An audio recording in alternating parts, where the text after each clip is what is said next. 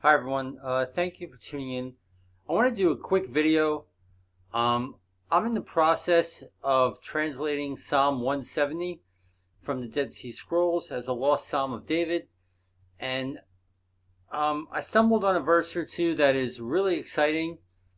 Those of you who are into biblical cosmology, flat earth, and understand that kind of stuff, this is a groundbreaking verse, giving us understanding about stars being angels. Now, if you don't receive biblical cosmology or the flat earth model, and stars actually being angels awaiting the judgment, some good, some bad, as the book of Enoch really is the only text that gets into it in specifics. The first opening chapters of Revelation confirm that stars are angels. We could read this in the book of Daniel. It's in our Bibles, guys. Flat earth cosmology is a biblical fact. Heliocentric cosmology just doesn't work in the Bible. So for those who can receive this, please let them receive this. But those who understand these things, that stars are angels, or are familiar with the book of Enoch, we have an astounding couple verses regarding this theology, or this ideology, or whatever word you want to term. Truth about our existence, and I think it pertains to our future as well. So I'm not done translating this psalm. It's very long. It's kind of painstaking, but I just want to show this verse because it's really exciting to all my brothers and sisters out there. So if you do want to jump ahead, this is where you can find this psalm in the books right here. Okay, so if anyone's interested, they can find this themselves. Excuse me. Okay, so let's jump down. Where do we want to go here? Here we are. Here we are into biblical cosmology right here. Okay. You have spread the heavens for your glory, and have appointed all their hosts according to your will. Okay? The flat earth model, we're all inside the dome. The sun and the moon are inside the dome. The stars, which I believe are in another dimension, that's something Yah showed me years ago, that there's waters above us. Stars are above that in another dimension, and those stars are really angels. They're not distant suns like we're random specks of nothing, disproving our Bibles and even disproving Messiah as well. If we really want to go the heliocentric model route, you just have to have faith to prove the Bible and to prove Jesus, because it just doesn't work. But the flat earth model is rock solid, is biblically rock solid, including prophetically.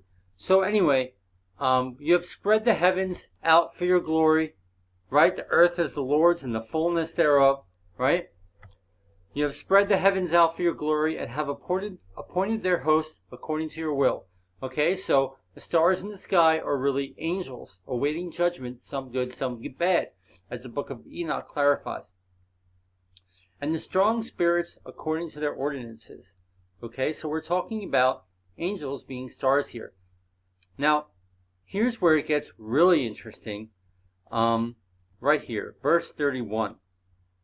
For they became your holy angels. You spread them out to be eternal spirits in their dominions. Luminaries according to their mysteries, stars according to their paths, stormy winds according to their tasks, meteors and lightning bolts according to their service, and the perfect treasuries of snow and hail designed for their purposes. Text missing, their secrets. Okay, so let's understand this verse, right? Right off the bat, the book of Enoch gets into this specifically. It's confirmed in the book of Jubilees, chapter 2, verse 2. It says, on the first day of creation, all the spirits were created.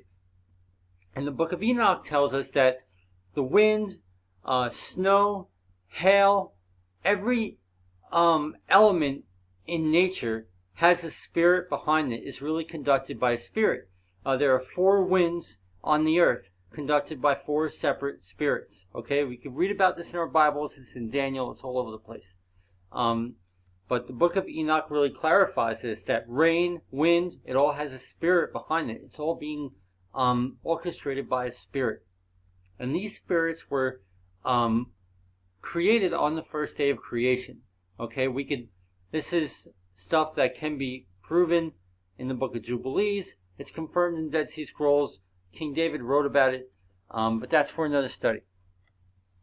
So the Book of Enoch tells us the stars in the sky that we see are angels awaiting judgment, some good, some bad. So this verse is really interesting, talking about these strong spirits in the firmament, right? In the heavens for his glory, so that we have hope. That's the beauty of the stars, so that there's hope. We're awaiting the judgment. There'll be new heaven and new earth after the judgment. Okay, all this stuff is rock solid. It makes sense. So before they became your holy angels. So this confirms what we're reading in the Book of Enoch, that stars in the sky are angels awaiting judgment. So after the judgment, these good angels there seems to be some kind of heavenly hierarchy, and that I guess Yahuwah's host of holy angels like Michael or Gabriel maybe started off as stars in our sky and they graduated or something like that. I don't know. But this gives us insight into Yahuwah's order and hierarchy that we really don't have. It goes even beyond what the Book of Enoch tells us. So for those who can receive it, let them receive this. This is really amazing. Before they became your holy angels. So that means stars in the sky awaiting the judgment. I guess the good ones, I guess their hope is to become Yah's holy angels who probably stand in his presence or move up the ladder or something. It's really amazing, really amazing. So I just wanted to share these verses with you. This is a very long psalm. I still have an entire page to translate.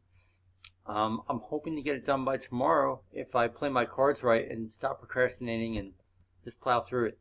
But all right, guys. For those who can receive this, please receive it. Yah bless you. Thanks.